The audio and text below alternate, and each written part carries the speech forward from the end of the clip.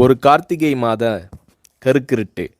செங்கல்பட்டிலிருந்து படப்பிடிப்பை முடித்துக்கொண்டு எம்ஜிஆர் அவர்கள் நடுநிசி 12 மணி வாக்கில் காரில் வந்து கொண்டிருக்கிறார். கண் விழித்தவாறே தனது காரில் எம்ஜிஆர் அவர்கள் வந்து கொண்டிருந்த பொழுது வழியில் போலீஸ் உடையில் நின்ற ஒருவரை பார்க்கிறார். எம்ஜிஆர் அவர்களின் கார் அவரை கடந்து செல்கின்ற போது எம்ஜிஆர் அவர்களின் நெஞ்சில் பொறி தட்டுகிறது. ஆள் நடமாட்டமே இல்லாத இந்த அர்த்த ராத்திரியில் அந்த போலீஸ்காரர் பஸ்ஸுக்காக காத்து நிற்கிறார் என்பதை எம்ஜிஆர் அவர்கள் புரிந்து கொள்கிறார். உடனே தனது டிரைவரிடம் காரை நிறுத்த சொல்கிறார் எம்ஜிஆர். கார் பின்னோக்கி வருகிறது. போலீஸ்காரரின் அருகில் காரை நிறுத்தி கதவை திறந்து ஏறுங்கள், எங்கே போக வேண்டும் என்கிறார் எம்ஜிஆர். பரவாயில்லை, நான் பஸ்ஸிலே வந்து விடுகிறேன் என்கிறார் அந்த போலீஸ்காரர். நேரமாகிவிட்டது, இனி இந்த ரூட்டில் பஸ் கிடையாது, ஏறிக்கொள்ளுங்கள் என்று எம்ஜிஆர் அவர்கள் வலுக்கட்டாயம் செய்ய போலீஸ்காரர் வேண்டா வெறுப்பாக ஏறுகிறார்.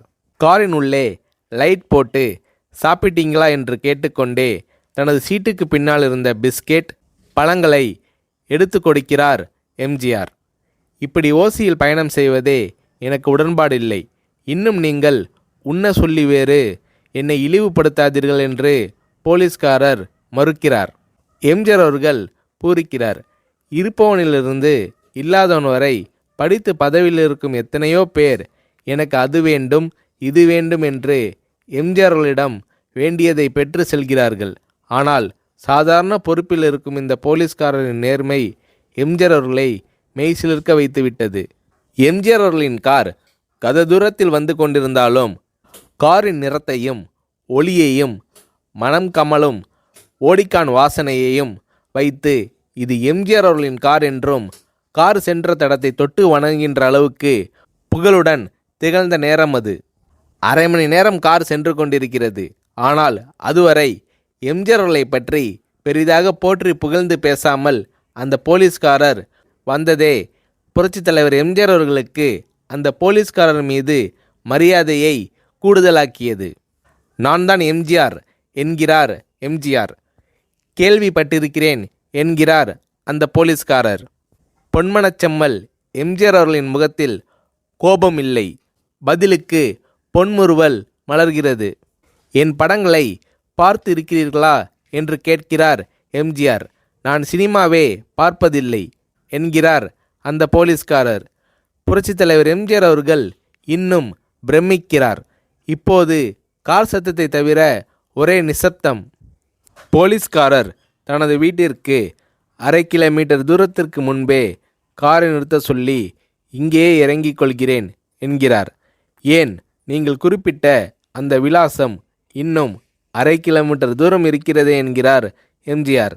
சாதாரண போலீஸ் உத்தியோகத்தில் இருக்கும் நான் காரில் வந்து இறங்கினால் என் வீட்டிற்கு அருகில் உள்ளவர்கள் என்னை தவறாக நினைத்து கொள்வார்கள். இதுவரை இப்படி நான் யார் காரிலும் ஓசியில் வந்து பழக்கமில்லை. நீங்கள் இவ்வளவு தூரம் செய்த உதவிக்கு நன்றி என்கிறார் அந்த போலீஸ்காரர். புரட்சித் தலைவர் எம்ஜிஆர் அவர்கள் அதற்கு மேல் எதுவும் பேசவில்லை. அவர் எந்த போலீஸ் ஸ்டேஷனில் பணிபுரிகிறார் என்பதை மட்டும் கேட்டு தெரிந்து கொண்டு கிளம்புகிறார். அடுத்த நாள் செங்கல்பட்டு போலீஸ் ஸ்டேஷனுக்கு ஃபோன் செய்து நான் எம்ஜிஆர் பேசுகிறேன் என்கிறார் எம்ஜிஆர். ஃபோனை எடுத்த டிஎஸ்பி உதறலோடும் உற்சாகத்தோடும் தலைவரே வணக்கம் என்கிறார். இரவு சந்தித்த போலீஸ்காரரை பற்றி விசாரிக்கிறார் எம்ஜிஆர். அந்த டிஎஸ்பி சொல்கிறார், நீங்கள் குறிப்பிடும் அவர் இன்று விடுப்பில் இருக்கிறார். அவர் கையூட்டு வாங்காதவர், கடமை தவறாதவர், காவல்துறையின் நேர்மைக்கு இவரே இலக்கணம். வெற்றிலை பாக்கு, பீடி, சிகரெட் போன்ற போதை வஸ்துக்கள், நாடகம், சினிமா போன்ற பொழுதுபோக்கு அம்சங்களையெல்லாம் இவர் அறியாதவர். கல்யாண வயதில் உள்ள 3 பெண்களையும் கரை சேர்க்க முடியாமல் கஷ்டத்தில் இருக்கிறார் என்கின்ற விபரம் டிஎஸ்பியால் எம்ஜிஆர் அவர்களுக்கு சொல்லப்படுகிறது. அவரை நாளை என் தோட்டத்திற்கு வர சொல்லுங்கள் என்கிறார் எம்ஜிஆர். கேட்டுக்கொண்ட டிஎஸ்பி உங்களோடு ஃபோனில் ஆளுக்கு ஒரு வார்த்தை பேச இன்ஸ்பெக்டர், சப் இன்ஸ்பெக்டர் உட்பட எல்லோரும் ஆசைப்படுகிறார்கள். ஃபோனை அவர்களிடம் கொடுக்கலாமா என்கிறார். எம்ஜிஆர் அவர்கள் கொடுங்கள் என்கிறார். பேசுகிறார். அந்த போலீஸ் ஸ்டேஷனே புண்ணியம் பெற்றதாக மகிழ்ச்சி அடைகிறார்கள் அந்த போலீஸ்காரர்கள்.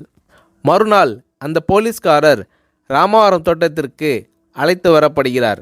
அவரிடம் பேப்பரில் மடித்த பெரிய பணக்கட்டை கொடுத்து, இதை வைத்து உங்கள் பெண்களின் கல்யாணத்தை நடத்துங்கள் என்கிறார் எம்ஜிஆர். போலீஸ்காரர் மறுக்கிறார். நான் ஏதாவது உங்களிடம் காரியமாற்ற சொல்லி அதற்காக கொடுத்தால் அது தவறு. என்னால் ஆக வேண்டியது உங்களுக்கும், உங்களால் ஆக வேண்டியது எனக்கும் எதுவும் இல்லை. நான் உங்கள் கூட பிறந்த ஒரு சகோதரனாக நினைத்து கொடுக்கிறேன், பெற்றுக்கொள்ளுங்கள் என்று சொன்ன பிறகு கேட்டும் கூட கிள்ளி கொடுக்காத கனவான்கள் வாழும் இந்த உலகில் ரோட்டில் நின்றவனை அழைத்து சென்று அள்ளி கொடுத்த எம்ஜிஆர் அவர்களின் கருணையில் நெகிழ்ந்து போய் பெற்றுக்கொள்கிறார் அந்த போலீஸ்காரர். பிறகு ஒரு தேதியில் புரட்சித் தலைவர் எம்ஜிஆர் அவர்களே சென்று அந்த போலீஸ்காரரின் 3 பெண்களின் திருமணத்தையும் நடத்தி வைத்து வாழ்த்தி இருக்கிறார்.